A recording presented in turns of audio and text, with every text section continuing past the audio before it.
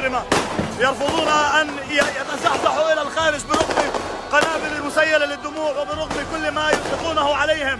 يرفعون رايات القسام ورايات فلسطين في العالي ويرفضون أن يعودوا ويقولون للعالم أجمع افتحوا لنا الحدود لنخرج من هنا.